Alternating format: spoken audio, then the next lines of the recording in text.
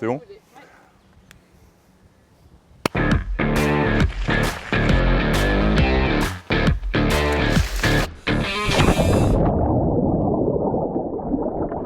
Moi, c'est Vivien Monet, j'ai 34 ans et je suis champion du monde amateur 30-34 ans de Xterra. Xterra, la marque, c'est un principe de cross triathlon qui se fait partout dans le monde, donc en France, à l'étranger, que ce soit en Asie, même en Afrique ou aux États-Unis. Et sur chaque manche, les meilleurs de chaque catégorie d'âge peuvent se qualifier et se retrouvent tous au championnat du monde en fin d'année. En Xterra, les distances, c'est toujours 1500 mètres de natation, ce qui varie entre 20 minutes et 30 minutes de natation. Entre 35-40 km de VTT, donc ça c'est environ 2 heures, en fonction des terrains ça dépend, et 10 km de trail qui fait 40-50 minutes.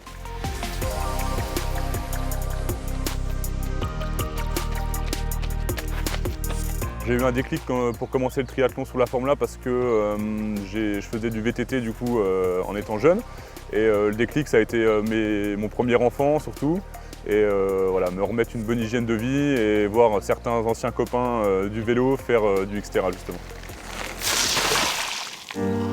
Le sport, oui, ça a toujours fait partie de moi. J'en ai fait depuis tout petit en commençant par le VTT. Ensuite, j'ai toujours été compétiteur. J'ai enchaîné pas mal de sports, l'UNSS au collège-lycée.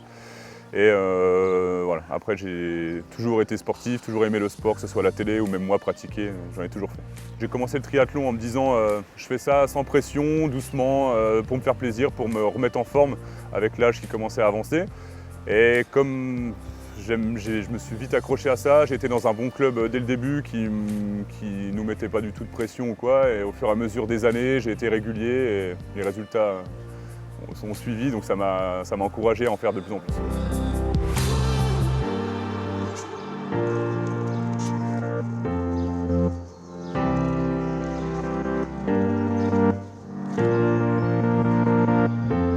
La particularité des chaussures en triathlon et en Xterra aussi, c'est des lacets élastiques qui nous permettent de mettre les chaussures beaucoup plus rapidement, comme ça on arrive après le vélo, on met nos chaussures pour courir, c'est fait en 1 seconde. Et ça sert un petit peu quand même, c'est élastique, pas besoin de faire les lacets. Par semaine, le nombre d'heures, ça varie beaucoup en fonction déjà de la saison, si on est plutôt en hiver ou s'il y a des compétitions qui arrivent, mais ça varie entre 8 heures et 15 heures d'entraînement par semaine. En moyenne, une semaine type, c'est 3 entraînements de vélo, 3 entraînements de course à pied, 2 de natation, plus quelques renforcements musculaires à côté.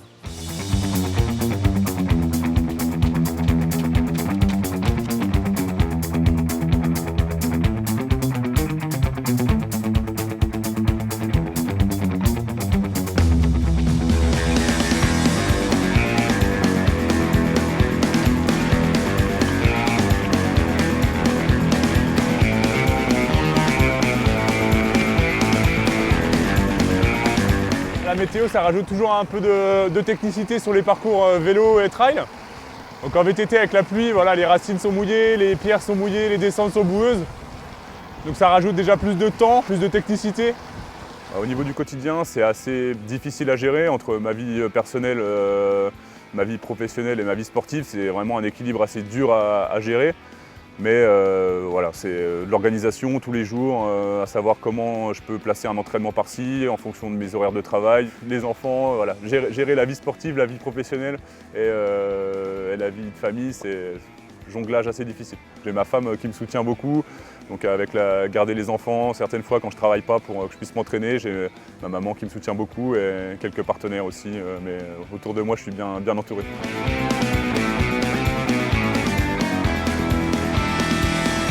Ce que j'aime dans le triathlon, c'est quand même le dépassement de soi, c'est le partage aussi avec les copains à l'entraînement, parce que c'est un sport individuel le jour J, mais on s'entraîne tous les jours, donc je m'entraîne avec pas mal de copains, et ça, partager le sport, c'est vraiment ce qui me donne envie d'en faire toujours.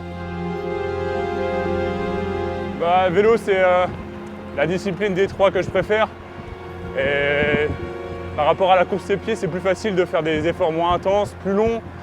Et donc quand il fait beau, c'est toujours sympa de se retrouver en forêt, d'être un petit sentiment de liberté quand même.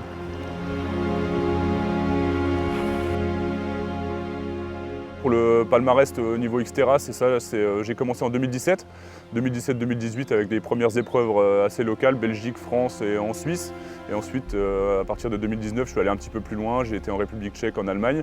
Et là, j'ai commencé à me qualifier pour la première fois en 2019 pour les championnats du monde, à Hawaï du coup. 2021, la deuxième édition, 2020, avec le Covid, il n'y a pas eu.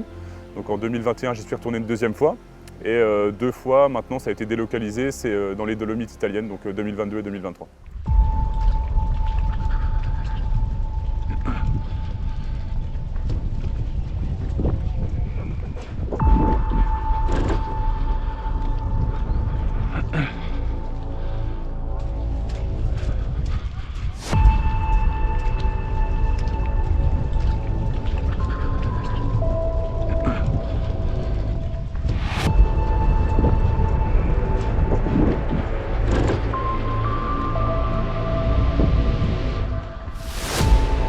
Premier souvenir à Hawaï, c'est des souvenirs qui restent quand même à vie parce que avant de faire du sport, je voyageais pas beaucoup, hein, que ce soit en France ou pour des vacances un peu près classiques.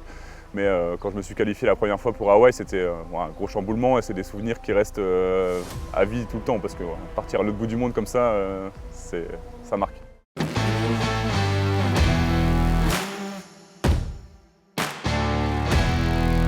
Avec les 4 participations aux championnats du monde, à chaque fois c'était déjà un objectif réalisé en soi de se qualifier.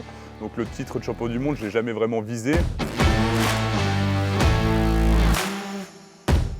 Alors comment je l'ai vécu, c'est un peu comme tous les autres. En fait, je ne suis pas très bon nageur, mais donc je sors généralement assez loin de l'eau par rapport à mes concurrents. Et mon passé de cycliste fait que sur le VTT, généralement je remonte et à pied, j'arrive à souvent garder ma position. Donc je suis passé là en tête de ma catégorie d'âge sur le vélo.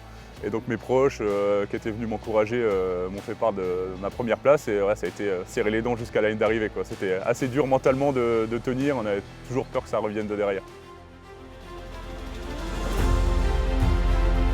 C'est dur à réaliser pendant qu'on est dans l'effort, donc tant que la course est encore, on n'a pas passé la ligne, on se dit toujours que c'est pas possible et qu'il va se passer quelque chose, que soit quelqu'un va nous rattraper en course à pied ou que le vélo, on va avoir un problème de vélo ou ce genre de choses. Et puis ouais, en passant la ligne d'arrivée, c'est un soulagement, mais c'était pas un réel objectif non plus, donc en fait je suis super satisfait, mais j'aurais pas été déçu de pas l'être ou voilà. Mais ça fait quand même une grosse satisfaction personnelle et surtout pour les gens qui soutiennent autour.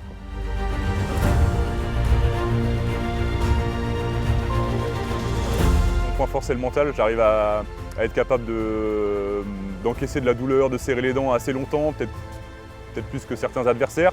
Je m'entraîne régulièrement, mais je pense que mon point fort, c'est quand même le mental. Du fait de mon titre de champion du monde 2023 en amateur, je suis passé dans la catégorie élite. Donc maintenant, avec certains qui sont vraiment professionnels, qui n'ont pas de travail à côté, qui font ça à 100%, là, au niveau des résultats, forcément, il y a moins de podiums et tout, mais les objectifs, c'est toujours le même, c'est de continuer. Je pense un peu trop vieux pour devenir professionnel maintenant, mais voilà, déjà de faire une année ou deux, on verra que le temps que ça dure en élite, c'est déjà une super belle expérience, mais il y a encore un niveau d'écart entre les tout meilleurs et moi.